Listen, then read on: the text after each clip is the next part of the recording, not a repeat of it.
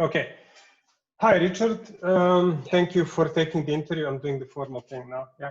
And so this is our second interview, and I'm just going to pretend, I don't know much about your work so the audience can learn about it. So let's start with a very simple question. Like, what do you think innovation is? Wow, that's a big... Start with the big one straight away. No, it just builds up from there. Yeah, exactly. It depends what you mean by innovation, doesn't it? Whether you mean social innovation, technological innovation, cultural innovation. Yeah, you think usually I'm talking to business people, so it's nice to talk. Do you define yourself as a Marxist? Are you a Marxist? Well, Karl Marx said the one thing I'm certain is that I'm not a Marxist, wasn't it? Yeah. A joke of his. Okay. No, I mean, obviously I've read a lot of his stuff. I mean, I think he's probably the best theorist of capitalism, even 150 years on, which is which I think is probably a sad reflection on intellectual life of the last 150 years. Okay. But it is amazing how he produced a lot of the foundational ideas which we're still working for. And that probably shows, these systems last for a long time. I mean, my first year at university, I did the Middle Ages, and feudalism went on for over 1,000 years, at least, So, and it went through very different stages. And I think we can see the same. I mean, capitalism is relatively recent. It's only a few hundred years old. I mean, obviously there were markets and merchants and wage labour, but it only became a system where we were dominated by money, really since the 17th, maybe 16th century at the earliest. So we're looking at very recent. I mean, in our lifespans, obviously it completely dominates it. But if you look at the long periods of human history, which is, hundreds of thousands of years, it's not very long at all. It's just like yesterday. Yeah. So that's why I'm interested in his theories, because in a way, he's one of those great synthesizers. He took lots of ideas that were around at the time and put them all together and was able to create this particular approaches to way of looking at it. And as he said himself, a lot of it isn't actually very original. I mean, a lot of the political economy he got out of, Adam Smith and David Ricardo, and he just radicalized it. The materialist conception of history, again, that came out of the 18th century the ideas of class struggle. I mean, that goes back to Aristotle, but it was just the way he managed to put it together. I think the other interesting thing, of course, is the way he's become part of the official establishment. I've just been writing about the sort of recent revival in interest in Marxist theory. And I was looking at the 200th anniversary of his birth, which happened two years ago. And so there's like three huge blocks in the world, economic blocks, which are, America, the European Union and China. And in two of them, the European Union and China, they had official celebrations. So they had Jean-Claude Juncker, of all people, giving the keynote address in Trier. And obviously in Beijing, they had Xi Jinping. So, whether how much the European Union or the People's Republic of China have really anything to do with implementing his ideas is neither here nor there. But it's interesting that both of these people claimed that they were in the tradition of Marx. So even Juncker, who's basically, turned Luxembourg into a tax haven, he says, well, what's a social Europe? It's implementing Marx's politics. Okay. So I'm trying to define you before you answer what is innovation. Well, I'm a member of the Labour Party. I'm a sort of member of, it's often called the hard left. That is the sort of socialist side of the Labour Party. So I'm not a player. I very much disagree with that sort of, centre-left, social liberal stuff. So I would be a socialist. Yeah, I would regard myself as a socialist, but not in the sense of, obviously, authoritarian states, because I come out of a very different experience. And also because I work with a lot of people in the 1980s from Eastern Europe who were involved in Solidarnosc, or in the 1990s in Yugoslavia as well. So we had a lot of, obviously our experience with working with them is to be very against this sort of authoritarian state capitalist version, which called themselves social. I mean, I have Chinese comrades who it's interesting talking about how far something like China is socialist, because obviously it is partly, but it's also a very, very capitalist country at the same time. Yeah. And I think that's probably true of most countries. I mean, even America, which is the one of the 3 blocks that didn't have an official celebration of Marx, there's socialist elements even in America. They have Medicare for the over 60s and very poor people, and they have lots of public institutions, which would be regarded, as Bernie Sanders keeps pointing out, this is a sort of socialism. Actually, it was not a very good form, and obviously the country's got a lot of problems, particularly at the moment. But so we can. I think we need to step back a bit. So that's my politics. Yeah. So I'm not a businessman, if that's what you mean. Okay. I don't employ people for wages. Okay. I am a wage. So from your perspective, what do you think innovation is? How do you define it? Well, I think it comes back to 2 things. There's obviously one of the key characteristics. I mean, I talk about this. I'm going to go back to being a historian, which is what I originally studied before I switched into social and economic science, as it was called, social and political science. Sorry, is that innovation it was the way of changing, in political economy, it's changing the way people create wealth. That is the primary, Adam Smith's great book is called The Wealth of Nations. And he says, well, we can track human history and how did we survive? So he goes through from, we start off as hunters, and then we become herders, and then we have agriculture, and finally we have, commerce, or capitalism, as we would call it now. And what I think characterizes capitalism as opposed to earlier stages of human civilization is innovation is absolutely core to it. It's a continual process of changing the way society operates, even if the basic principles remain the same. So even in my lifetime, there's the massive transformation in things like information technology. Here we are able to have a video interview with you in Belgrade and me in London. I mean, I can bring friends up.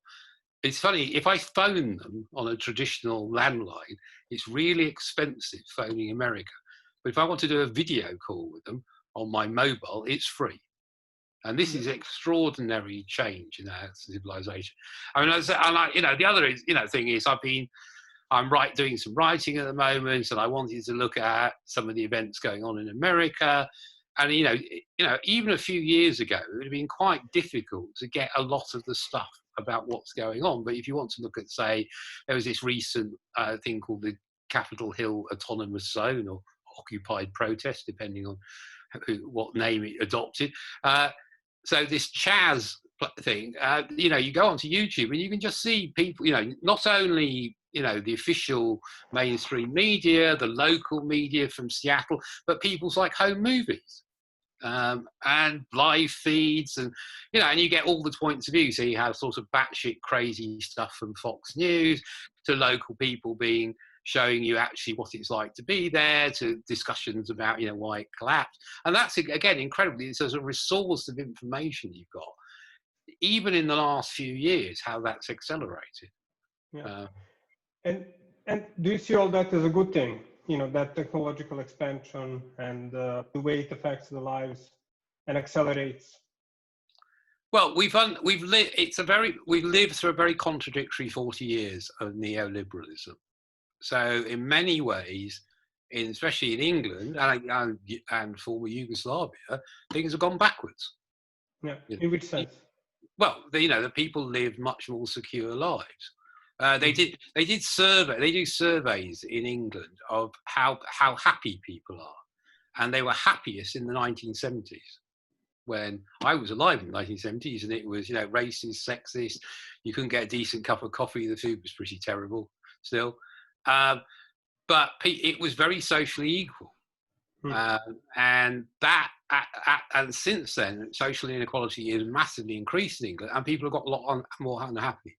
So every decade, there was a brief blip in the sort of 90s, the Blair period, early 2000s, where people went up again. But basically, people have got a lot unhappier as marketization, atomization has occurred. Though on paper, they've got richer on average.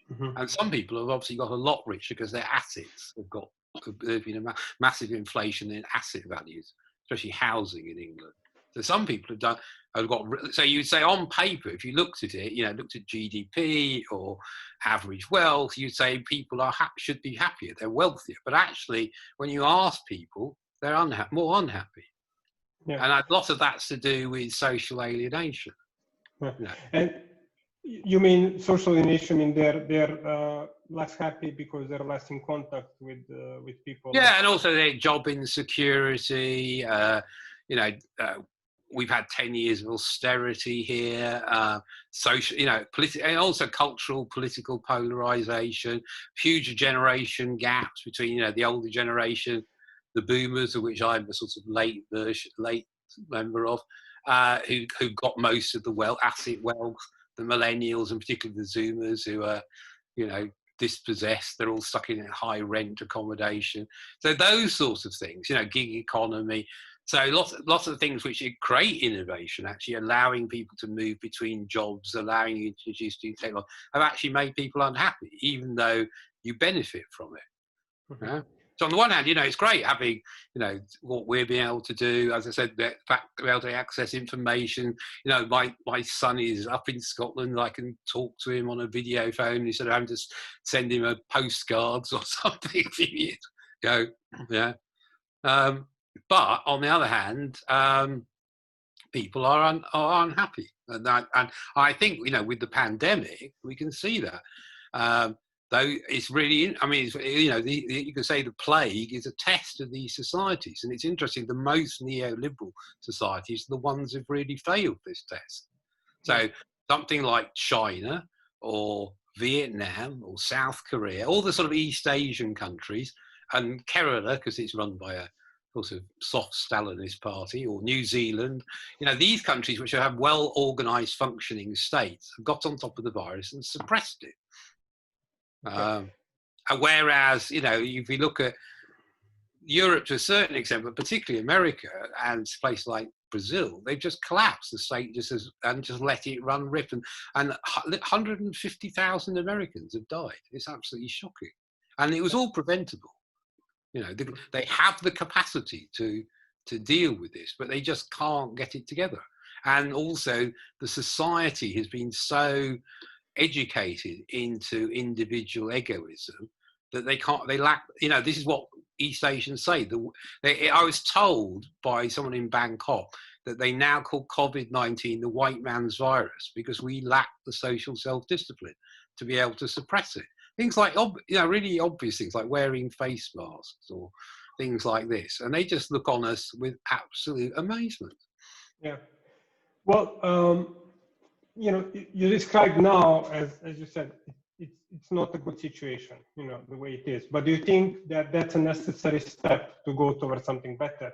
You think there is something better that's waiting? Well, I would hope that you don't have to have 150,000 dead Americans just to... No, but without the plague, without the coronavirus in general, do you think coronavirus, let's say, is a symptom of... Well, I think the thing is also it's become an excuse, hasn't it? Because I think neoliberalism has run out of steam. See, I'm old enough to remember when what's now called Fordism, the post-war settlement, when it started to fall to pieces in the 1970s in Western Europe and in America. And the last decade, it's felt very similar to this. I remember it must be about 10 years ago, this Polish friend of mine said that it felt like Warsaw in the 1980s, London, where they knew the system was over, but they didn't know what was replacing it. Yeah. And that's I think, and I said to him, yeah, I've had that. I think the last decade, everybody, increasingly around the world, people have had this feeling. Everybody, you switch on the news, there's protests everywhere, even in the middle of a pandemic. This ex of mine is in Portland, and she's been in the Wall of Moms. I'm very proud of her, and it's extraordinary what's going on there. It looks like it's Beirut or Moscow or something. It's like they've got they've actually got like people in military uniforms attacking demonstrators, and it's extraordinary. Yeah. With tear gas, and so that shows a real crisis in the system when you're starting to have to use that level of repression, and they're deliberately provoking the violence as well, which is even more. But so we are at the now is not so good, so we are agreeing that some... Well, it is or it isn't. You know, it's like you don't know which way it's going to go. I mean, I said... so it's going to change. It's a breaking point. It's a breaking point. You know, remember, you know, you've lived through the breakup of Yugoslavia, you know, and I have Serbian friends who, you know, they look at what's going on and they get what, you know, the friend of mine said she fled to England to, you know, from Serbia, and now she starts to feel like it's getting a bit similar, you know. Yeah. I mean, not as bad, but, you know, she could feel that, you know, we've got this whole Brexit crisis going on as well, you know, where the country could break up, actually. It's very likely that the United Kingdom will break up into 4 bits. Yeah. You know, and so, and again, there's all these crises going on multiply. So when you talk about innovation, you could say that a lot of the innovations going on in business, which is just people going, well, I want to make something new. I want to provide new goods, new services, use these new technologies, get people to work together because they can network now. You know, like the way home working has really come on through this. I mean, it's really producing home deliveries, you know, all the e-commerce, it's really taken off in a way. It's accelerated all that.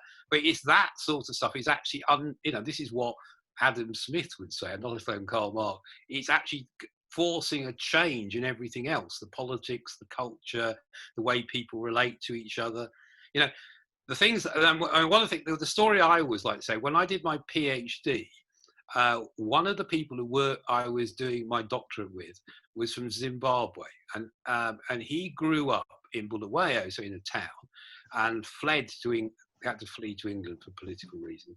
And he was saying that his grandparents lived in a village outside in Matabele. And he said they weren't even in the Middle Ages. He said they were in a tribal society. And in 2 generations, how fast people had changed by going through these stages of society. And that's what, you know, innovation is. I said, you could be just somebody say, I want to, I don't know, you know, create something and be able to deliver, you know, make it in a network way with using people across Europe or even across the world and deliver it to people. And I'm just doing a business, creating jobs, making my living. But actually, if people all do this without, you know, individually or in small groups, collectively, they will transform society. And they have to. But this change, you know, the change for positive, you know, that what is the role of companies, of business in that? Do you think companies are necessary? Well, I think how much is the government and how much is the companies? Well, the problem is it's being captured, lots of it's being captured by large corporations. So they use small businesses to do the R&D, research and development, to test products. But then the big corporations move in and gobble it up. Because we can see, I mean, this is nothing new. I mean, in the 1840s, Friedrich Engels said that competition leads to monopoly and monopoly leads to competition. I mean, he could see this because he was working for the family firm in Manchester in the cotton industry. And we can see that's happening at the moment, you know, the way that, you know, large corporations are like Amazon or Google or Facebook are capturing these new innovations and then monopolizing them and actually then siphoning off a lot of the profits. And I mean, I think in Europe it's become a real problem because people bought it, you know, they drank the neoliberal Kool-Aid and didn't really think about what it means to let Amazon, eBay, Facebook, Google dominate the digital sphere. And everyone slags off the Chinese for the Great Firewall of China. But in retrospect, that was the best thing they ever did to in that country because it meant they could innovate things like WeChat and, you know, the whole digital payment system, home delivery, which is what, you know, one of the things that's got them through the pandemic, is because they've got their own firms. You know, the downside, of course, means that the government can, you know, censor it. Well, Facebook and Twitter are also censoring, of course, but they, you know, and, you know, the Chinese secret police spy on them rather than the American secret police. But, you know, though it's actually created an internal market that's allowed those innovations and to allow the value to be captured inside China rather than it to be siphoned off into Silicon Valley or Seattle, as the case may be. So I think that, again, that's an interesting thing about what do we mean by innovation. It's often the people who do the hard work of innovating are then the ones who, they might get paid off, but some of them just lose it. I mean, I've had friends who've done this. They set up companies, done something, been really successful, and then the venture capitalists basically kick them out and then sell it on to some big corporation. And so they put a lot of what's called sweat capital into something. And okay, they got some money out of it, but they're back to square one again. Yeah, but at the end, do customers, consumers, regular people, do they get more value from that process, or do they have less value? Well, they're both. You see, the people are not just consumers; they're producers and consumers. That's the problem. If you do what we, I did at secondary school. I did economics, bourgeois economics, I think it should be called correctly.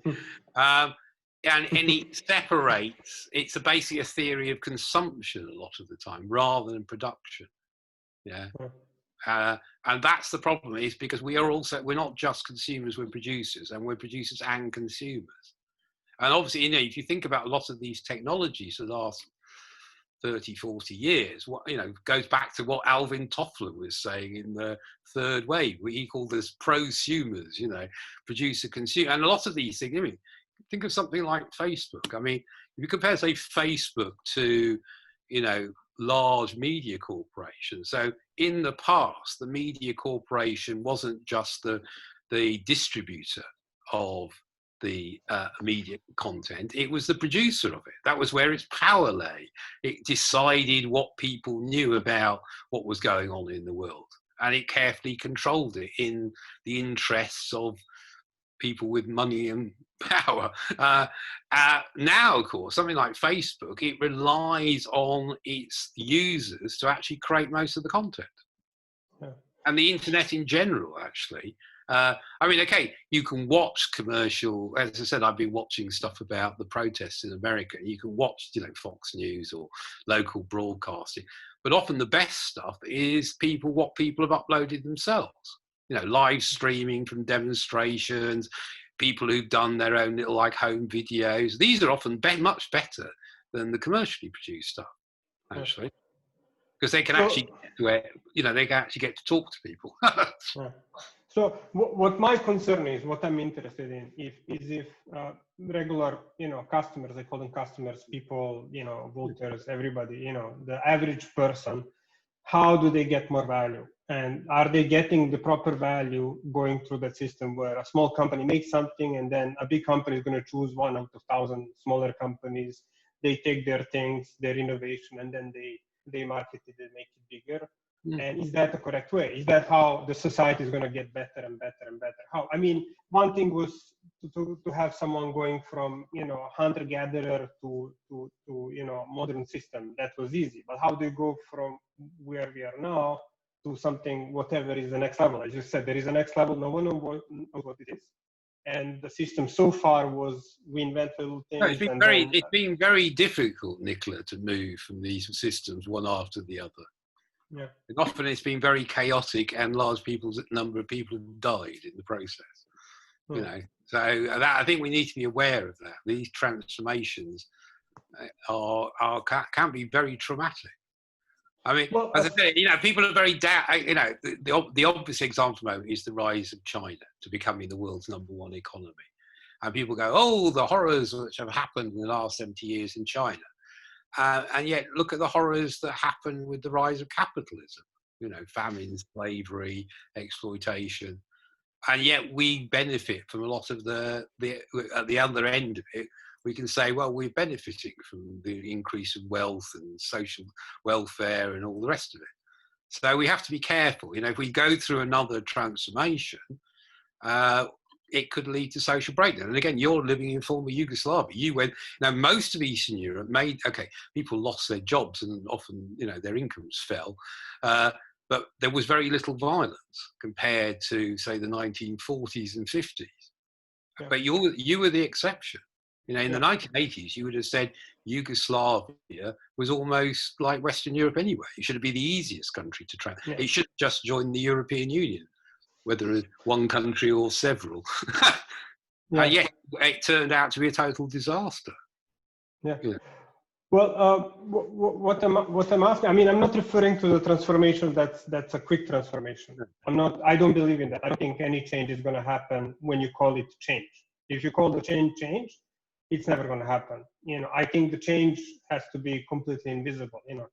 But well, it has. But I think a lot of the change in the last 40 years through neoliberalism, of course, for most people it is invisible because they can't see, the globalization of finance. It's very abstract to them, And when all the financial crash happened in 2008, and people were absolutely stunned to find out what was going on in financial. I mean, anyway, I've met people who worked in the city, so they knew it was, full of fraudsters, basically tax dodgers, and all the rest of it. But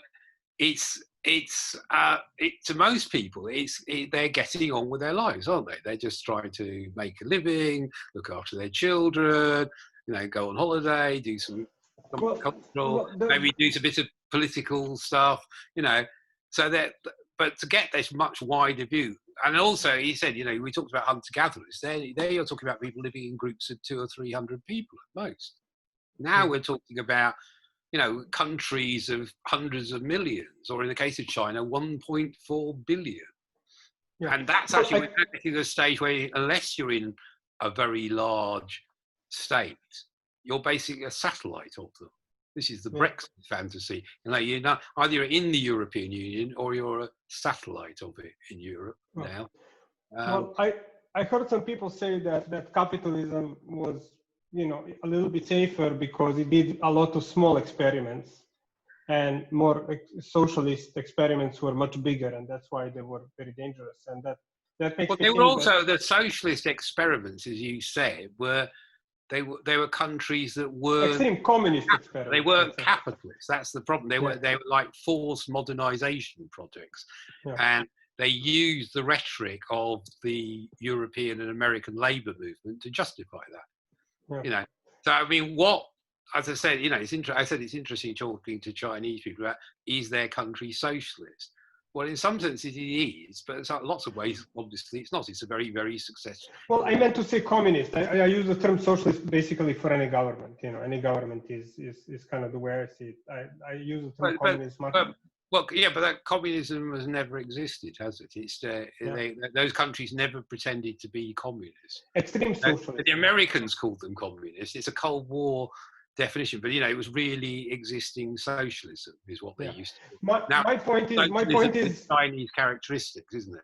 My point was that to make things better, so far historically there were many small experiments, like Venice and Netherlands and UK, and they were all isolated. So if one fails, okay, it's not like the huge damage. So you could say the same, but we say that, you say, okay, something like the Soviet Union is a very large experiment, but in the global population, it isn't.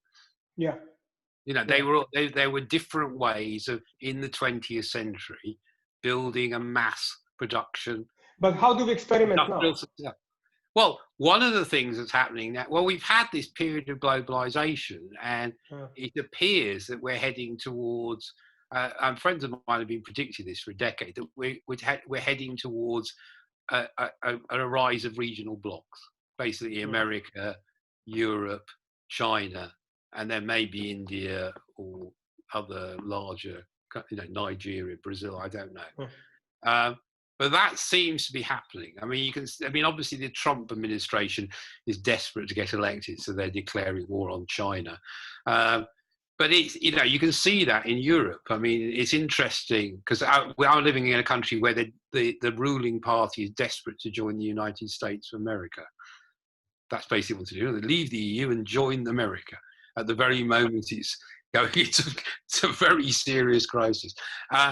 But we can see that, if you look at the fallout, the fallout between Trump and China is what's in news, but there's a huge fallout between Trump and the EU as well.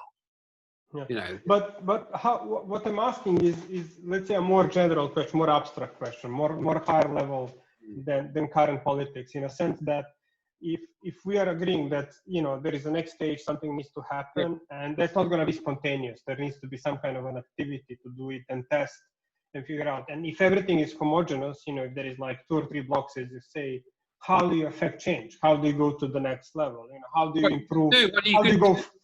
Yeah, you can do, as I said, one of the advantages of large states ought to be that you can experiment in different areas.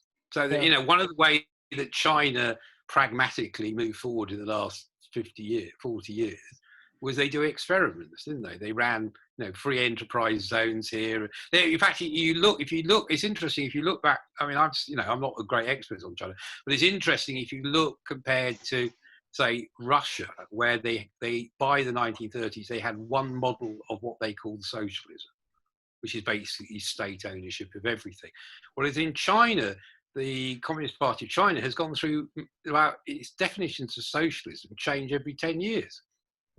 They changed even from the 1920s to the 1930s, from sort of city-based to countryside. They tried industrializing on the Russian model. They went back to rural communes. Then they went back to have another go at some form of mixed economy. They tried the Cultural Revolution, mass mobilization. They tried new economic zones. And, they keep trying different things and in different areas. And you would have thought, one of the disadvantages of countries like America is it's very uniform, even though the country is incredibly diverse. I mean, it's a continent, and you go from one area to the other. It's a very, very diverse culturally, ethnically, and all the rest of it. But actually, what's amazing is how uniform the political economy of it is. It's very, there isn't experimentation, because actually the capitalist system there is actually quite totalitarian, actually. And it's to have a local area where you would experiment with a different way of doing things. It's all, you can see the same brands, the same suburban development, the same dominance of cars, all the rest of it. And so you always feel that's one of the reasons why that society is so blocked, is because they've not allowed different areas of the country to truly experiment in different ways and move in different directions. I mean, there are variants, but what's incredible is, given its, geographical, cultural, etc., is how uniform it is. Yeah. And then you think Europe, that must be what should be one of our advantages, that you could try out different things in different parts of the continent and then learn from best practice and spread it across. Yeah. Well, I just did a drive this February, just before coronavirus, across the states from Miami to LA. Oh yeah, I saw. Yeah. Well, that was good. That must be pretty interesting.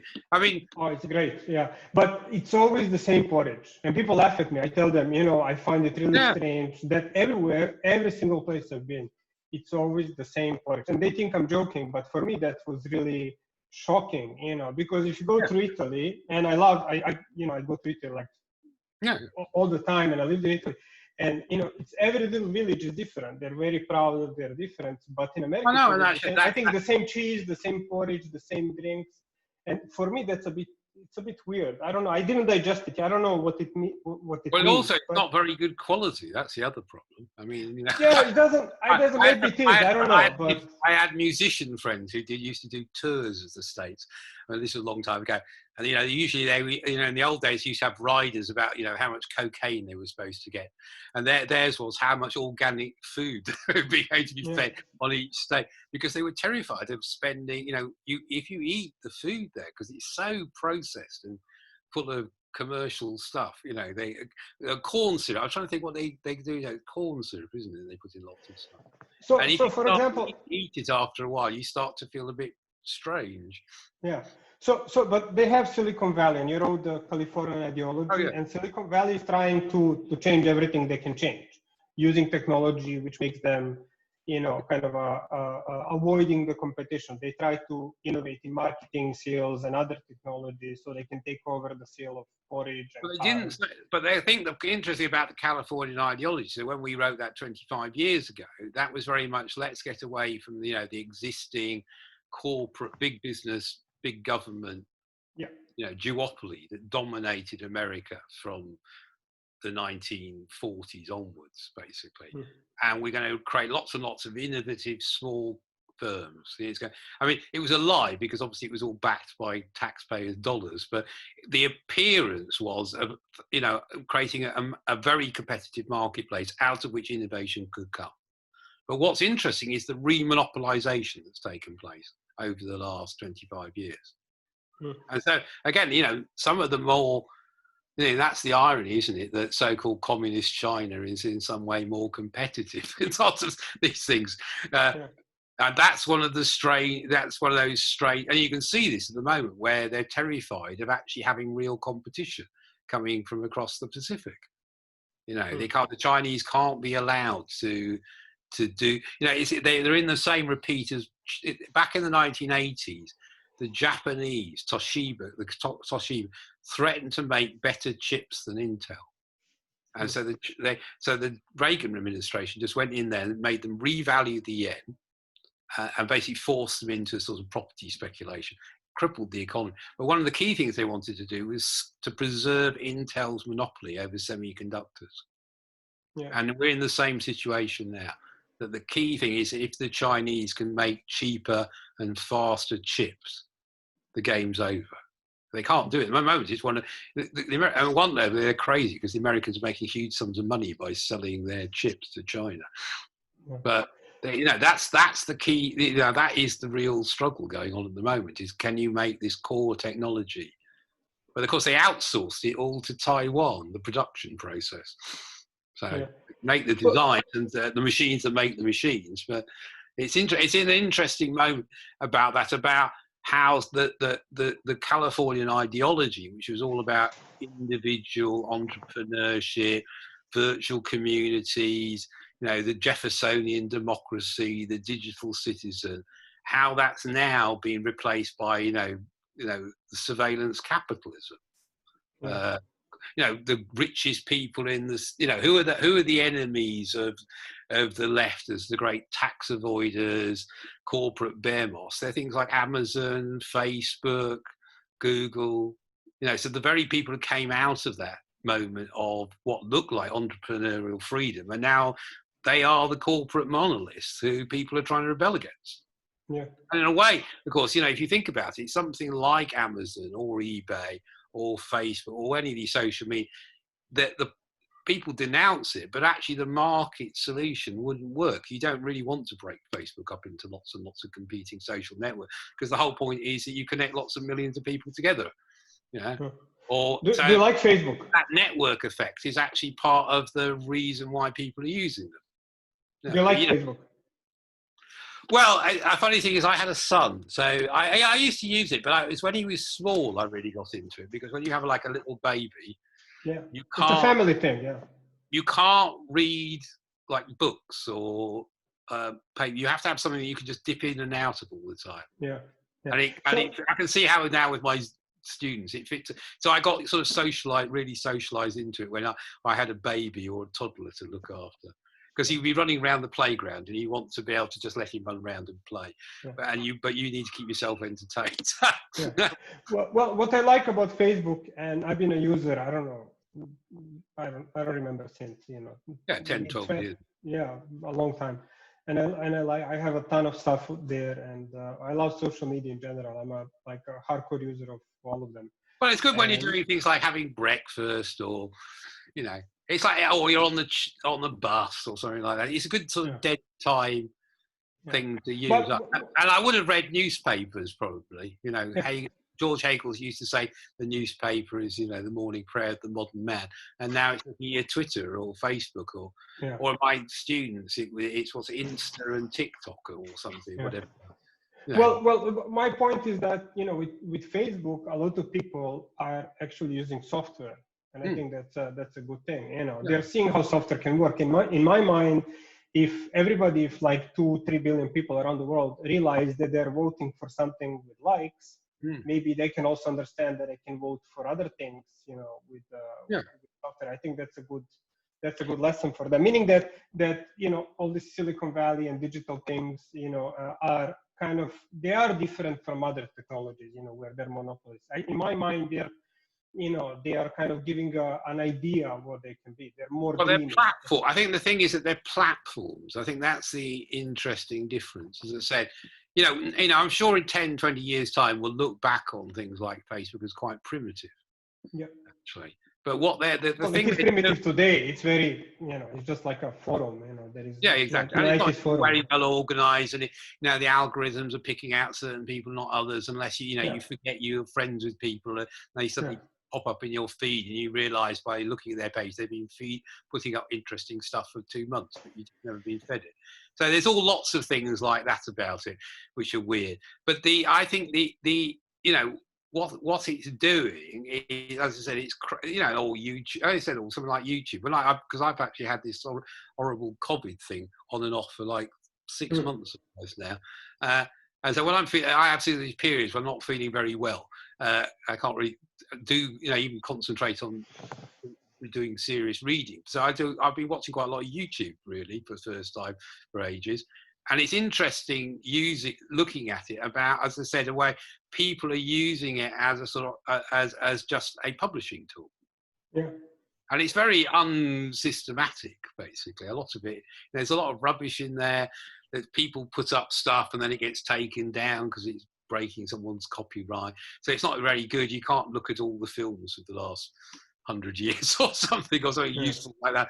But on the other hand, it's interesting. As I say, if you want to look at what's going on at the moment in America, you couldn't get that from mainstream media. Yeah, it's just not.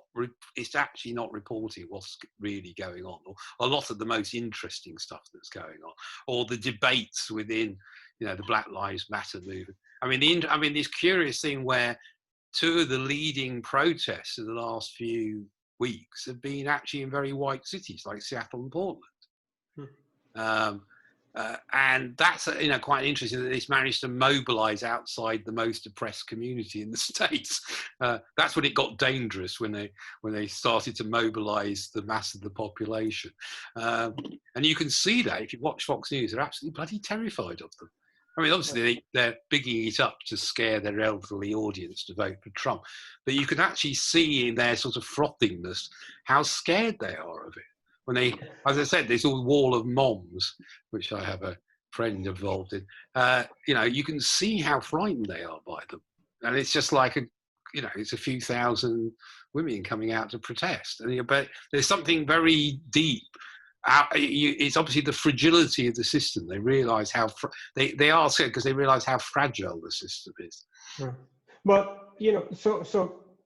we spoke about change, so I'm not a fan of these very obvious changes. I think you probably have good historical reason to be very sceptical of it. I mean, the Balkans were offered, democracy and independence, and it turned into genocide. No, it's more about me being a father. Like when I tell kids exactly. something. I think it's more easier to motivate them subtly than to, I'm not talking about nudging. I'm not a fan of nudging, but rather motivate, make them realize themselves. You're just waiting for when they get to the age, Nicola, and they can go out and do all the demonstrating and rioting, and you can stand at the back and cheer them on. Yeah. Well, I've been in demonstrations, but only as an observer. For me, it's very interesting to see. I'm an extrovert, so I get a lot of energy from a lot of people. That's my kind of like. I almost got beaten to death by the Metropolitan Police in 1980. So every time I watch these sort of police brutality, I sort of get a twinge of recognition. Here is a tip: you should always dress up as a runner. Like I did manage to get someone over my then partner over a very high fence and scramble over it myself, and then we went back the next day to have a look, and we just thought, how the hell did we get over this fence? It was just. Well, anyway, since the change, I'm not a fan of big change. I'm trying to ask you, for example, direct democracy. I like direct democracy. I'm not a fan of representative democracy. I'm a fan of direct democracy. I would like to see now that people can use Facebook and they can vote with their likes, and on Instagram. Yeah, we did a digital democracy manifesto for Jeremy Corbyn in 2016, and I think this is one of the what I'm saying. Well, we'll look at something like Facebook or Twitter as quite primitive, I'm sure, in 10 or 15, 20 years time, because there's a lot of these uses of it which it hasn't been done. Because obviously, again, if you're a commercial person, what you're interested in doing is getting eyeballs, getting clicks, and selling them adverts. And so you're not really interested. They will use these sort of network techniques in as much as they're profitable. You know, when you talked about value, there's a difference, Marx would say, between exchange value and use value. So they'll give you a certain amount of the use value, but only in as much as it helps their exchange value. So I think that's something we need to think about. And I agree with you. But on the other hand, you know, representative democracy has its uses. You know, if everybody, you know, it's what Stafford Beer talks about. You know, if you actually have everybody talking, even in a large city, the noise will overwhelm the signal.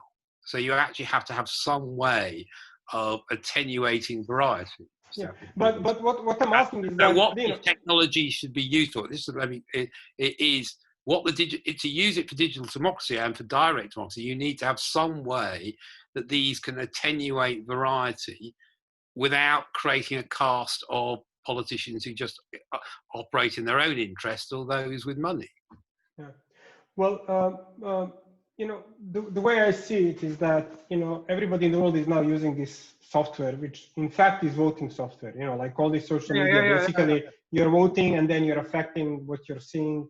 It's very subtle, but it's going to evolve, and it's going to be more and more voting because you cannot see everything. So you want to see something. So, but, you know, the political systems are, you know, they're like kind of like, they're very outdated in my opinion. They're very, you know, they're very old. Like you have to go and vote, and then someone is talking in your name, and you know, while people are deciding on basically, you know, all the companies now have to listen to customers. They're more and more into listening to customers because they have no choice. And the politicians are using these technologies for manipulation. So we've had it in this country with elections and referendums, where they're using it just referendums are to whip up. You know, I mean, it's an old technique. I mean, again, you don't need to be told this, of using it to whip up hatred, fear, all these other things, and to manipulate people to vote against their own self-interest. And that's so then they're using this technology maybe to target voters, to separate people into groups and make them, and you know, keep people in their filter bubbles, make them actually cut them off from the ability of the technology to connect people of different opinions together, so they can have a dialogue and work out they have common interests and they don't just hate each other. And that's actually those sorts of things that the technology, the making money, for instance, actually rewards a lot of this asocial behavior of networks. Actually, you know, creating filter bubbles. Actually, you know, the algorithms will reward you with only looking at information that you're already happy with, because they want to keep you connected with the service. And, you know, the whole fake news phenomenon is that everybody's in their little filter bubble getting the fake news that they want to hear. Yeah, well, what I'm asking is that, I mean, you're in labor, you follow politics, I don't follow it so much. Maybe, is there a single government or a party suggesting more direct democracy, you know, increasing or adding direct democracy in any political system, you know, because the companies are doing it. What about? Well, there are, I mean, obviously there've been, you know, particularly since the Occupy movements, but it goes way back, you know, to the 1970s. People have been suggesting, or even further actually, using computer networks to create some form of accountability. You know, the original people who saw the political usage of computer networks, you know, 1950s Soviet Union, East Europe, wanted to create cybernetic communism because they wanted, you want to get rid of the totalitarian party, replace it with a computer network. Not surprisingly, the bureaucrats worked out what they were doing and they closed it down. But those experiments have continually happened. It's just that the problem is the vested interest of politicians, and particularly the people who fund the politicians, runs in the counter way.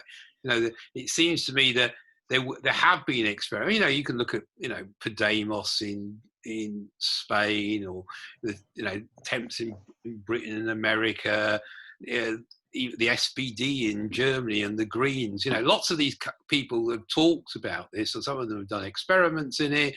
Taiwan, you know, the Audrey Tang, the wonderful digital minister there, was using this Polis software to create consensus over things like the Uber laws. So there have been quite interesting and very useful experiments in this. The difficulty is, you know, as you know, trying to reform political systems is very, very difficult, because politicians have a vested interest in the status quo. They just want to swap places with the people already in charge. I like that you use the word status quo, because for me, that's the opposite word of innovation. That's exactly how I put them together. Yeah, but but again, you said you're, for good reasons, you're skeptical about radical political change.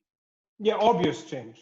I prefer Yeah, but that is an obvious change, to suddenly say, it took us an awful lot of blood, let's put it bluntly, to actually get regular elections, which are more or less verifiable. And yet we can see, we had an election here in December, which had lots of dodgy things going on in our elections. Well, the change that I we like... are relatively, we had our bourgeois revolution in the 17th century. We had universal suffrage in 1927. So we're actually quite an old, we're sort of a very old liberal state, and actually quite an old, by comparative to the rest of the world, quite reasonably old democratic state. So that's the problem, is that even in countries like Britain, democracy is pretty dodgy. We have an unelected upper chamber.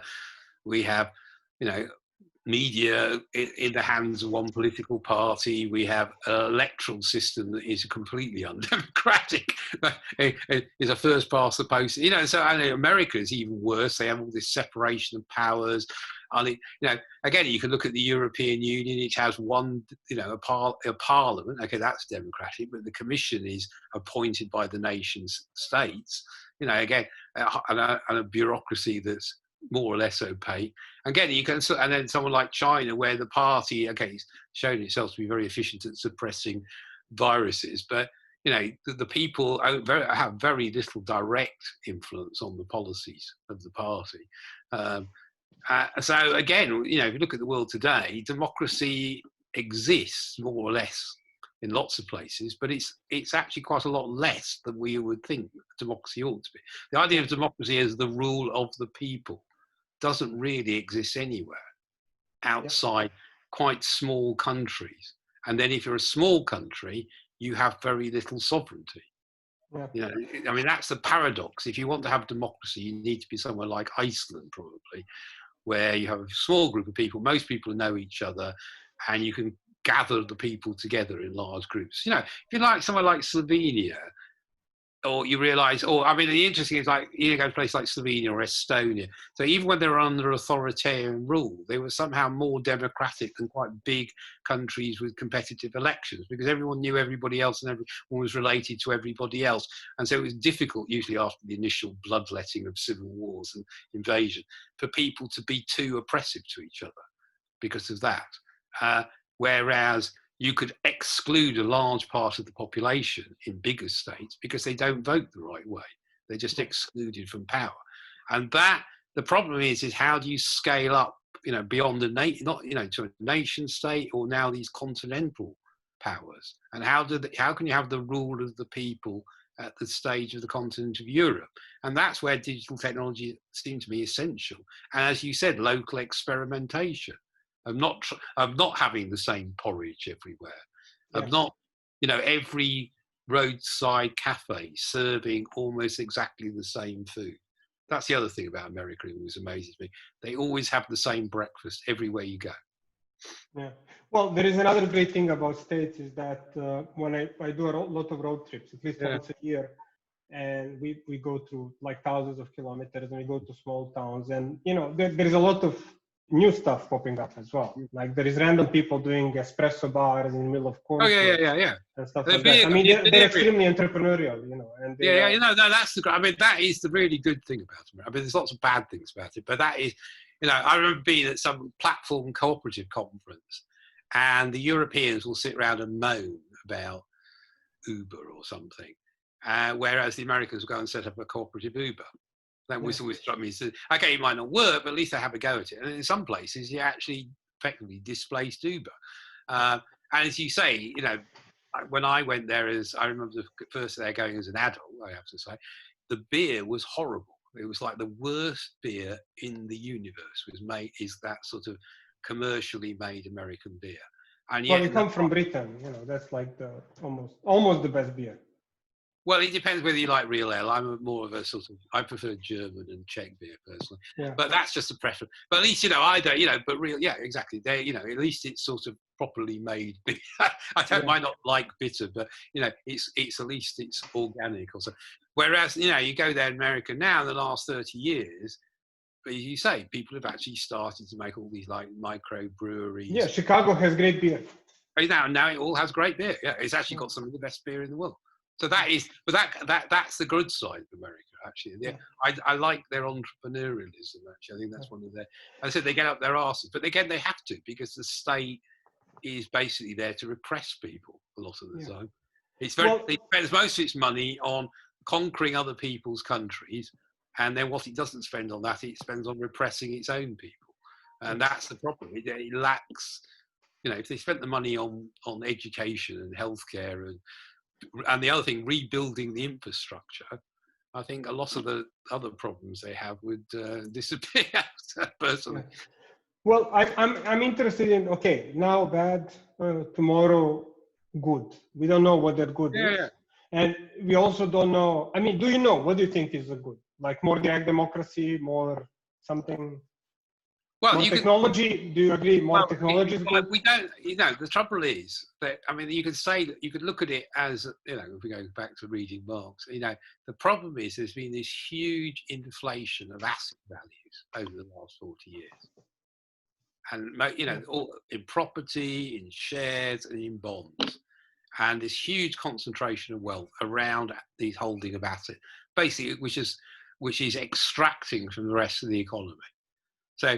Actually, interesting, even neoliberal economists would say that the way out of the crisis is actually a massive devaluation of these assets. But those people who've got wealth have power, and they've actually directed the economic policies of America and Britain and Europe as well, to propping up these asset values because they've got the power to do it. And so our economies are being suffocated by it. And that's part of the problem, is that to get out of it, they create this huge crisis. And they'll lose a lot of their wealth, but also a lot of other people will be impoverished in the process, and they'll get very angry. And that's the difficulty, is how can you move from the present situation, which is not very good, without it getting a lot worse first. And that seems to me, it needs a lot of enlightened action. But as we saw, we've seen in this country where the Labour Party ran on a political manifesto that was absolutely demonised. But it wasn't, actually, I didn't, I'm a hard leftist, and the people who were the leader of the shadow opposition fight, I know them, and they would be regarded as hard left or whatever. But actually, it was not really more radical than Scandinavian social democracy. But it was treated as if we were going to, Pol Pot was going to come to power or something. And so the blockage of any social, even basic reforms, or someone like Bernie Sanders in America, the way that what he's advocating is not really that radical, actually.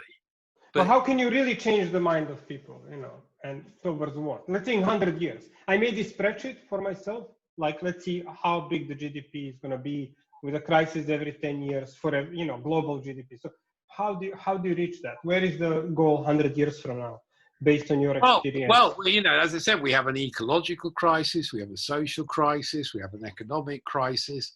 And usually in the past, it's where you have innovation. But what we have at the moment is it's a sort of block society where it's very difficult to make even minor changes.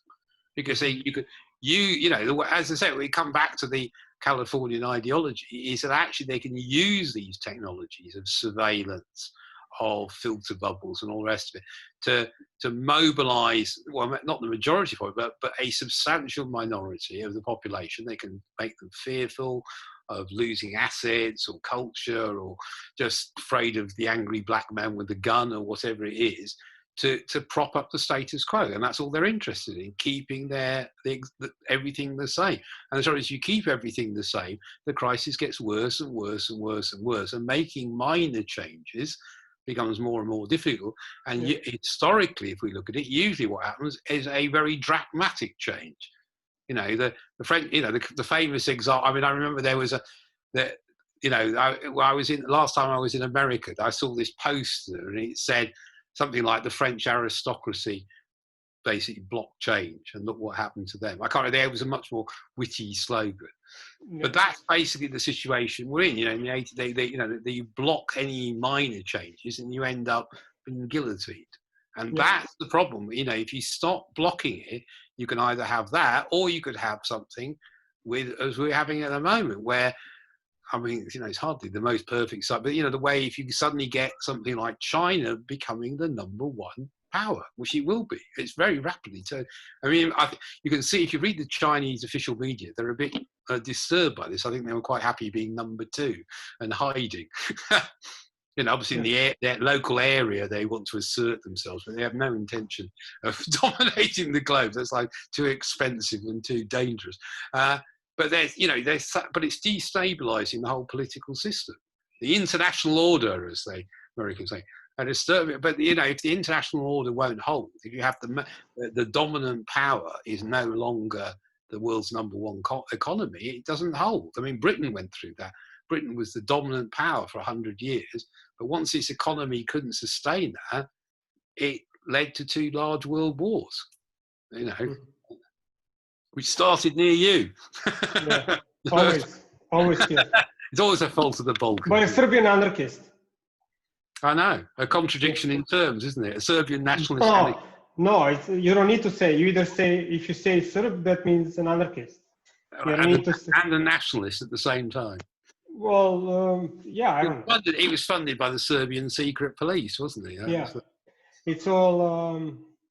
I don't know. I don't enter in. I don't know. History is like, you know, the more I read, the more I'm confused. Yeah, I like ancient Rome. We can talk about ancient.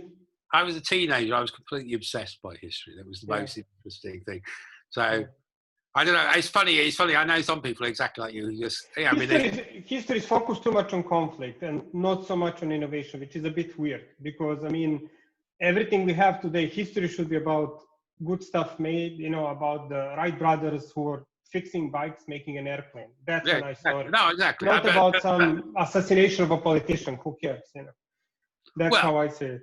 Well, but on the other hand, you think, you know, if you think about the great myths and legends of the past, well, you know, that's what they're heroic deeds, isn't it? Of men usually. So, you know, history has moved on a bit since that, but there's always that element of it, you know, rise and fall. You know, that's, you know, it's what makes drama. You know, Julius Caesar, you know, is great drama, isn't it? As Shakespeare showed. So, you know, so or whatever, you know. So I think I agree with you. I mean, when I was a teenager, I was really into military history for that reason. I had no intention of joining the army, and if anyone commits violence, I run in the other direction. But on the other hand, it's great. It's very exciting to read about. And it's great to go and look at battlefields and things like that. And I try to find posters for my kids and illustrations of history of inventions, you know, just focus on that.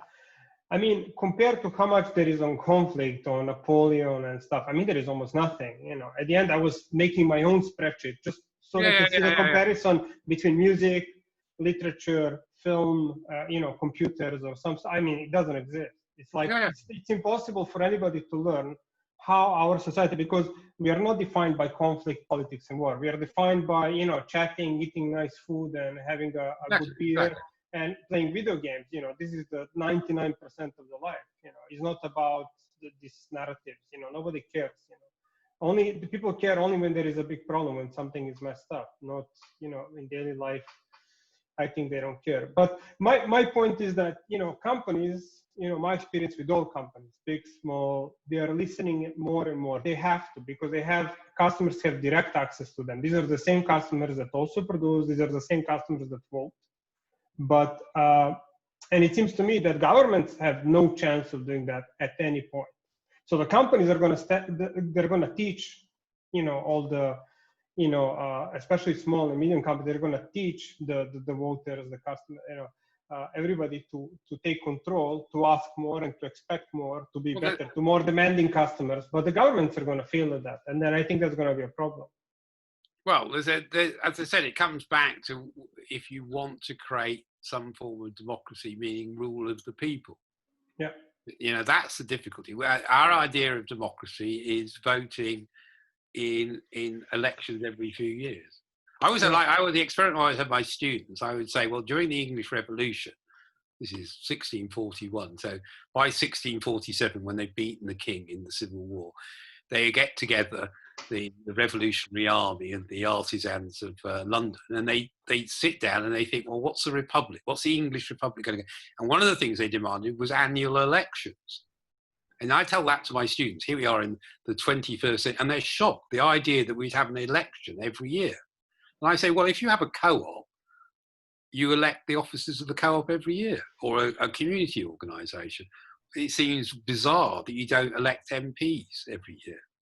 And they go, oh, this would lead to instability. And then you say, well, if you have elections every 4 years, it's more likely to lead to instability because people are more likely after 4 years to get fed up and just get rid of them. Okay. Yeah, companies fail. Companies fail very, very quickly, meaning 5 to 10 years if they don't listen. They disappear. This is what kills the companies. This is the danger, because Facebook did great stuff. They allowed us to share photos. They replaced MySpace, whatever it was called. Yeah, but they were doing, because it was fun to use Facebook. I even poke. I love the poke. Like I was poking people. The little finger and the like is nice. These hand things. They were nice design things. Yeah. And now they're not listening. They're just like very boring. I'm sorry. I hope they don't disappear, because all these things disappeared. I was using Friendster. I was using MySpace. I was using ICQ, I was using all these things before, and they all disappear, and I lose all the content. Thank God, Flickr is still on. I have like 30,000 photos there. I hope I keep paying for it every year, only to keep the photos. Yeah. But as soon as companies stop listening, they disappear. So, and people want to be listened more and more. That's my impression. I think technology is teaching them that. Yeah.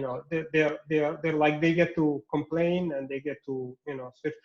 But you have to understand that the governments, as I said, like the example I would have in this country, and the Labour Party, which I'm a member of, is that they've got terrified when the Labour Party suddenly moved from 120, 30,000 apathetic members to 550,000 large who were very active, and the MPs and the party bureaucracy were absolutely horrified by it. It was like the worst thing that ever happened to them. Because, okay, some people had unpleasant opinions. There's always a small minority like that. Some people had silly opinions, but it was the disruptiveness of it. And you can see that with any, so democracy, even in countries that claim to be democracies, they're into democracy. They're the Singapore, they call it a guided democracy. They want democracy, which is like acclamation, or as you said, like company feedback, basically. Yeah. In China, they do opinion surveys. They don't have elections. They just survey people incessantly. Someone said it isn't Pericles, it's Procter and Gamble, which I thought was a really nice analysis. And in a way, we don't, in the West, we don't really even have Procter and Gamble. What they do is they have a test every few years. They have a test where, by manipulation and propaganda and all the rest of it, they can corral enough people to support the existing order. Or if the existing order has to be replaced, the person who replaces them is no real threat. So it's just like, it's a bit like America, which is like a two-party dictatorship. You can either have the Trump or Biden, which is not really a choice, basically. And what people want, you look what people want in America at the moment. Not just around the whole please stop killing black people, but, really basic things like Medicare for all or free student education, that sort of thing. They all have massive majorities, repair the infrastructure, and the political system can't do it. It just won't do it, because it's all been captured by oligarchs, by Wall Street, by the military industrial complex. And so it serves the oligarchy, not the people, even though it has competitive elections and all the rest of it. And that seems like that's a general problem. It's a problem in Europe as well. actually. It's not quite as bad in Europe, but you could see it could get worse in Europe. England it is at the moment, where, as I said, there's a good chance that the country is literally going to break apart. I hope not, yeah.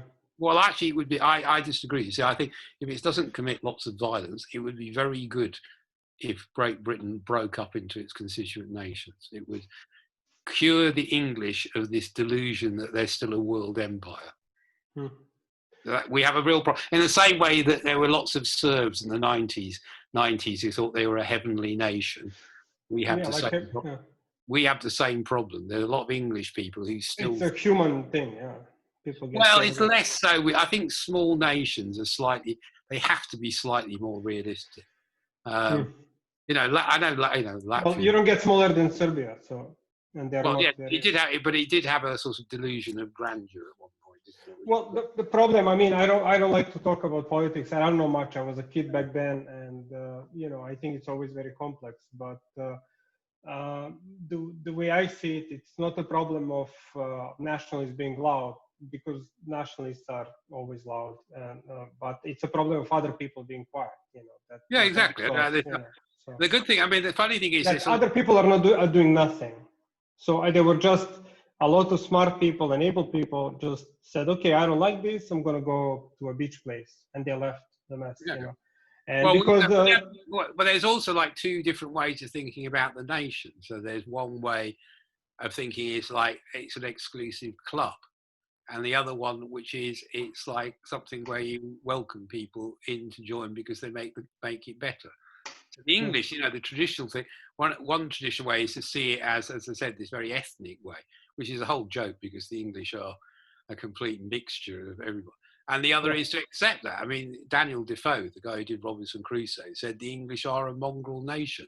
Like every nation, yeah. Yeah, every nation is like that. And that's it. And actually, that's something we should appreciate. Well, there is one issue. There are those people that live in an island next to India. I forgot the name. Yeah. They have spears and stuff. Yeah. They're ethnically, like 100%. Okay. Yeah. Pure. What do they eat anyone who comes ashore? Yeah. Well, they are technically, theoretically, they are not interacting with anybody. So they're 100%. Probably very wise at the time in the era of COVID. They anticipated 200 years in advance. Keep out the plague. Yeah. It's like those tribes. It's like in the jungles of Brazil. Anyway, there's some tribes. If you go anywhere near them, they fire arrows and spears at you. Yeah. Well, there is a saying: if you persist enough in madness, there is going to be a 5 minutes where you appear as a genius. Yeah, of course. Yeah. So there is. So anyway, I have a feeling we can talk about this for like 5 hours more. Well, you could just edit out the bits you think. No, I'm not going to edit. The point of this is that it's raw, So if we fart or do something funny, it just stays the way it is. Okay. And do you have any questions for me? The great thing about Zoom is you can't smell each other's farts. Yeah. Well, neither can audience. Yeah. Do you have any questions for me? I would like to be interviewed a little bit. No. You'd like to be interviewed. I just wondered what you're doing in lockdown in Belgrade. Well, there is no lockdown anymore. So the lockdown was very, very limited anyway. So it was only at night, and I'm very lucky that I have a bigger home, and we have a lot of space for kids. We have a little street, which is a private street, where kids can play. You probably heard the kids screaming, coming in, banging on the door. And so it was really not. I was worried about my parents. So because they are in the risk age, and they were at home, they don't have a house, so they were in an apartment. They have a house on the river, but they didn't go there. They didn't fix it. So now they're staying there. They're safe. So it was not so bad for me personally. Well, I managed to contract the plague. I know. Yeah, I'm glad you're well. Yeah. Well, not really. I'm not 100% still. It's just the trouble is it doesn't really go away. That's the difficulty. It's like a bit of a myth that you. I know this millennial had it for 10 days and he seems to be fine, but it's definitely. I like every now and again I get another little dose of it. I guess my body was slowly getting on top of it, but sometimes Well, I heard of people dying, so that's not good, you know. In Italy, because I work a lot with Italians. My part of my family is in Italy, so and a lot of friends, and there were people like two of my friends' parents died, fathers died, you know, from directly. Well, that's because it was there in November, December, and they didn't know what it was because they never had SARS. And I think I got exposed to it twice because I had it like late January, early February. I had like flu for 2 months, February, March, and then I fell really ill. So I think I got a mild exposure to it, and then another exposure. One of my neighbours, his uncle died because he was a doctor. That's because he was repeatedly exposed to it because they didn't provide them with protective equipment.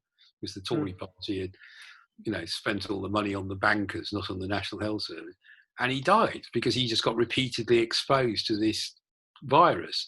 And I know someone who's a bus driver who's supposedly one of his guys, and that's why they think everyone in his depot died, same reason. So that's, you know, I think so. Again, it's just like it's probably, you know, students. So I don't know. I got an MP friend he's also had it for ages, and again, I think if you get a lot, you know, repeated exposure to it, it seems to do.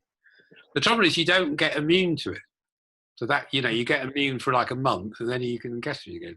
I read, and that's what really disturbing. So now I'm really paranoid. I mean, it's sort of relaxing here, but they haven't got rid of it. They haven't done what they did in Asia, which is suppress it. Now that's to do with the lack of state organisation and social self-discipline to do it.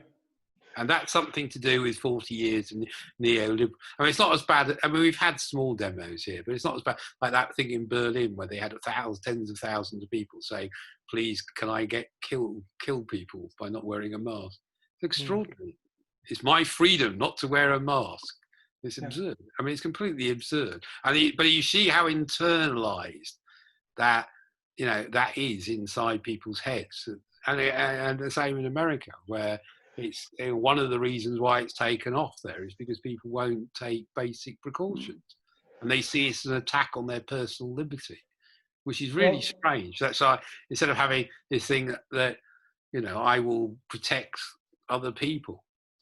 It's very interesting because I don't like, you know, tobacco addiction is killing millions, and I really don't like smoke. And you know, I've been arguing with smokers, not because they smoke, but because the smoke is bothering other people.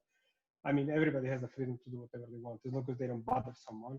And you know, I mean, the same principle goes there. I mean, they had a lot of prepared arguments, you know, that became, you know, very common. You know, if you ask smokers about their smoking, they're going to tell you always the same. Internationally, you know, there was just another example. There was a time in the 90s where most people didn't wear seatbelts in Serbia. It was kind of lawless, like early 90s. And then they reintroduced that. They said, okay, you have to wear it. And then they came up with this myth, like, no, it's more damaging to not to wear it than not to wear it. And they all had about one or two arguments. And there was always the same story about someone dying in a fire in a car because they couldn't. So I think these are international stories, you know, going around. So it's very interesting. This always this opposing thing like flat earth, and that people get very much carried away, and it's filling the brain. The biggest damage is that we're actually discussing it. You know, my experience, we should just ignore it and talk about something smart. Yeah. You know, because the more we talk about that, we are not talking about something smarter. We're not developing. We're just wasting our brain, because these are, you know, we have a certain capacity to think and talk about things, and then when we feel it, you know, with that nonsense. For me, the saddest thing was when I saw Neil deGrasse Tyson on TV, and he was talking about flat Earth. I mean, there is so many more interesting things this guy can talk about. He was talking about this nonsense, and I said, okay, they won. You know, they got the one of the science, you know, guys that are making science popular to talk about nonsense instead of something smarter. So my advice is always that's probably part of the purpose of it, isn't it? That's the purpose. Yeah, you know, there's that media technique called gaslighting. You know, the trouble is with what we've had in the last 6 months is because of this conflict between America and China. Whether it appeared in China first, we don't really know, but certainly they discovered it, and then they did these very draconian measures to suppress it, and this became used as propaganda against the Chinese, say, oh, look, they're all evil totalitarians, they're tracking. But actually, what they were doing was just like a more efficient things of what people used to do before there were vaccines and antibiotics. You know, quarantine comes from Venice, where they kept people out on an island for 40 days before letting them in plague times. And so I think in a way, a lot of, in Europe to a certain extent, but particularly in America, they didn't adopt really sensible, practical measures because it was politicized in this conflict with the rival emerging economic power. And so they were so caught in the propaganda. Now they can't admit that really what they should have done right from the beginning is do exactly what the Chinese did. And in fact, if you look at Fox News, they go, oh, gee, we're all turning into China because we're wearing face masks or whatever, you know, or locking things down. But actually, of course, the funny thing is that, you know, in Vietnam or Korea or wherever, their economies are all reopened and they're all going clubbing and doing all these other things without the fear of another outbreak, which is in Europe, we haven't suppressed it, so actually. And if we lift the lockdown, it's already happening in England. They're now getting upsurges of it because they haven't made an efficient job of tracking everybody, for isolating all the people with it, and then the virus dies out, and then you can go back to normal, and then you can lift the emergency measures. But they got so caught into their own propaganda that it's actually killed huge numbers of people. That's the problem, is when you start to believe your own propaganda. Always very dangerous. Then you end up invading Russia. Well, let me ask you just one last question as a test, you know, as a how do you call it, Rorschach test. So what do you think about Elon Musk? What, the state-funded entrepreneur? Mm-hmm. That's again. That's a really. I mean, go back to California Idol. He's a classic, isn't he? Where everything he does is basically heavily subsidized by the government, but he's actually presented as this sort of startup entrepreneurial person. You know, like, I mean, I think it's so funny when they would say private enterprise launches rockets into space, and you think, no, it's just funded by the taxpayer. They just subcontracted it. All the technology is state invented. It's funded by the state. It's a state practice. I mean, all it's different is that they've subcontracted the building of the rocket, and it looks slightly different. And they got slightly funkier designs for the astronaut outfits. Yeah. And that's really why. Okay, I can see why they want to do that. I mean, you know, NASA is a large bureaucracy, and they want to offload this basic task. And it's very embarrassing. I mean, the space shuttle failed, and they're still using the Tesla. I mean, there is Tesla as well. Yeah, and that's again, you know, where did all that technology come from? Yeah, but I mean, technology. So there's a myth of him as a sort of dope smoking, visionary, all that stuff, which we talked about in the California Ideology. The CEO is this great hero, the Mad Max character, and then actually what's going on, you know, in these organizations, and that I find interesting in itself. So he is a sort of, he's like a sort of late version of all those characters in the mid 1990s in Silicon Valley, isn't he? But obviously some of the technology, I mean, we know we're obviously going through this shift from petrol engines to electric vehicles, you know? So again, the interesting is electric vehicles only really work if you have an infrastructure of charging.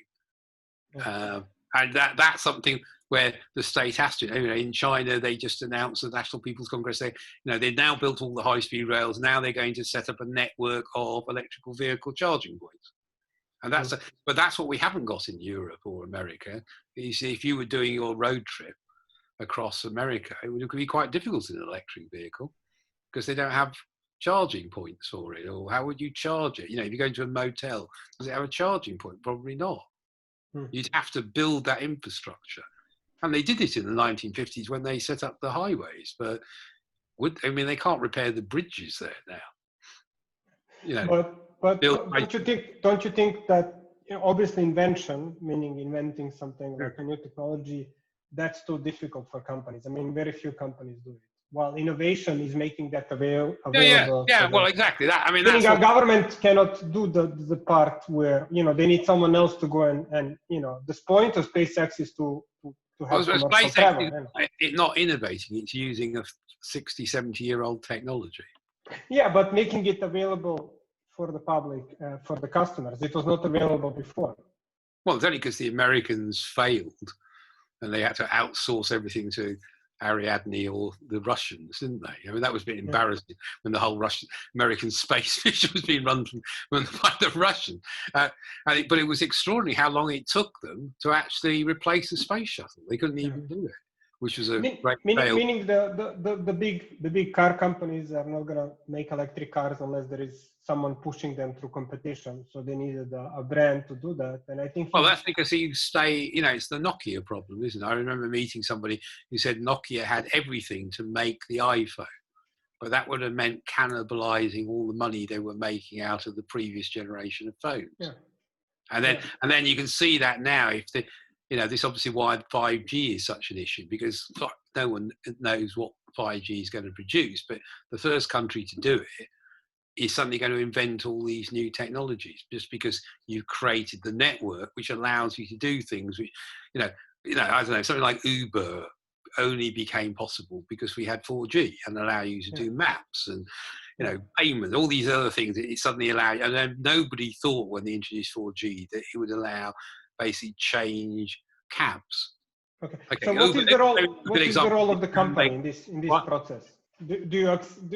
How do you see the role of a company, of a private company in this? Does it have to be a company or could it be a cooperative? Huawei is actually half owned by the state and half owned by its workers. Yeah, but any company, meaning that, let's say there is someone inventing things, a university, government, research. Yeah. That's very difficult. That takes sometimes, 50 years and 10,000. But also a lot of it doesn't work. That's the key thing, isn't it? Yeah. And then how do you get that to everybody else? I mean, you need to have a company. That's how I see it.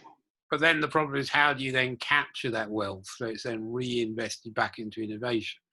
So the problem has been that essentially the companies like Silicon Valley have free rided on the defense budget in America. Yeah. That they spend, it's that, the Bob Wright, joke, isn't it? America has a central planning like all countries. It's just called the defense budget. Yeah. So, the GUI, the graphic user interface, the chip, the computer chip, and all the key technologies were invented to fight the Cold War and afterwards. And then they spin off into the civilian sector. But the trouble is that money is not coming back and being reinvested into you've just driven through America. You can see it. The whole country's falling to bits. They're not. I lived in Africa, so I'm always comparing everything to Africa. I grew up in Africa, lived in Africa a long time. So for me, in my mind, everything's great in Serbia, Europe, America, because it's not Africa. It's not Nigeria or rural. Well, they steal. Yeah, that's the difference in Nigeria. They steal all the money. Usually in other countries, they only steal a proportion of the money. Yeah. So I'm not complaining about like little bumps in the road, because there is a road and there are restaurants and there are hotels and internet and stuff like that. So that already, for me, in my mind, I try to lower my standards. I'm not comparing every country to Switzerland. I'm comparing every country to like DRC or something. But they also, with respect to DRC, I hope they get better. No, but come on, it's America. It's the world's #1 power. It should have, it should have Swiss. Well, I think the thing with America is that when they started, they realized that I'm a spreadsheet person. They just saw they have to do a lot of things, and I don't think they necessarily wanted to do bad things. They just saw they have to do a lot of things, and they couldn't pay for it, so they privatized a lot of it. Because how do you make a hospital on every couple of kilometers? How do you make a school? You have to privatize it, And I think initially it was a good idea to cover the whole continent within a couple of decades with hospitals and roads and everything. I mean, they had to give it to people who wanted to do the job, just like Elon Musk. I think it's a very difficult job. You spend your lifetime fighting with people to do nonsense for a little bit of money, which you don't need anyway. And but eventually, I agree that eventually, once they privatize building of hospitals, in Serbia it's easy to make 3 hospitals, metaphoric, I don't know how many, but it's easy, Denmark and Serbia. But how do you make enough hospitals for in America, which was not doing great financially, in the middle of the last century, they needed to rapidly expand. So they came up. This is where I completely disagree. They spent all the money on invading other people's countries in the last 20 or 30 years. Yeah, now it's very. I think that's probably the wealth that they waste on their insistence on having 800 military bases across the world and trying to run the entire world. Well, I'm very happy that their roads are free. Their roads are free because that's. Well, yeah, but as I said, it's a priority. They want to rule the world, which is bonkers. And instead of looking after their own people, and it's a classic example of the problem if you're a world empire is it comes back and it rots from the inside. But the system is, the country is rotting from the, and you can see this the way that people are complaining. Having watched all this stuff about the protest, and you get people who are veterans because they obviously have a very large military. They're quite a lot of veterans, and they're saying, "Oh, I can't believe that they're doing this to Americans." And you say, "Yeah, but that's because you've been going around doing this stuff to people all over the planet. Instituting authoritarian, repressive states, killing lots of people." And then you wonder why it comes home eventually, and if you act like an empire abroad, you will become an empire internally. And, the police there look like an occupying army. And the problem is, and a lot the militarization of the solution, they say, oh, we have homeless people. So instead of, lots of them have mental health problems, basically. So instead of improving the mental health service, having lots of social workers, creating housing for them, getting them off the street, making sure people don't end up in the position where they have mental breakdowns and become useful members of society, which means investing in welfare services.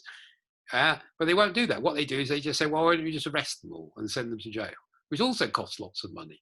So the authoritarian solution is seen as the solution. They spend huge amounts of money on police and prisons. They have a higher percentage of their population in prison than Stalin had.